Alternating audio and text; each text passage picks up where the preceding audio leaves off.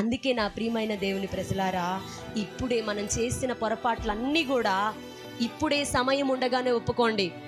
ఒకవేళ ఈ ఆరాధన ముగించడగానే రాకడొచ్చిందనుకో, మీ ఇష్టం, ఇంకంతే. విడవబడితే మామూలుగా ఉండదు కష్టాలు, ఆ యాతనలు మామూలుగా ఉండవు. అందుకని అన్ని తప్పులన్నీ ఒప్పేసుకొని ప్రభు బల్ల మన దగ్గర ఉంది, సిద్ధంగా ఉంది. ప్రభు బల్లలో పాలు పొందడానికి మనము సిద్ధపడి వచ్చాము.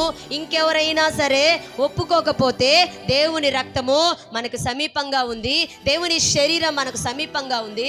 మనం ఒప్పుకుంటే ఆ బల్లారాధనలో పాలు పొందడానికి మనల్ని దేవుడు పవిత్రపరుస్తాడు. హల్లెలూయా. అందుకనే మనమందరము కూడా, ప్రభువా నువ్వు అబద్ధికుడు కాదు, నేను అబద్ధికుడు. నేను అందరికీ డ్రామాలు చేస్తున్నా, ఏషం వేస్తున్నా, అందరి దగ్గర నటిస్తున్నా, డ్రామాలు పెడుతున్నా.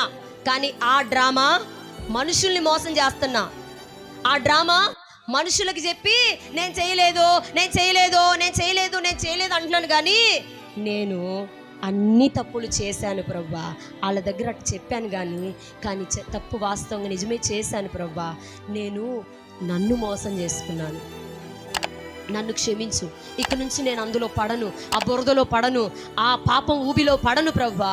నన్ను తప్పు చేయకుండా కాపాడు, నాకు ఆ శక్తిని దయచేయి. ఇంద్రియ నిగ్రహము కలిగిన ఆత్మని నీవు నాకు ఇచ్చినట్లయితే నేను అంత చిన్న పొరపాట్లో కూడా పడను ప్రభువా, నాకు సహాయం చేయని వేడుకుంటే దేవుడు మనకి ఇంద్రియ నిగ్రహము కలిగిన ఆత్మనిస్తాడు.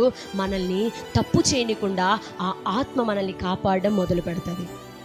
అందుకే మనం దేవుని సన్నిధిలో ఎక్కువగా కూడుకుంటూ ఉండాలి.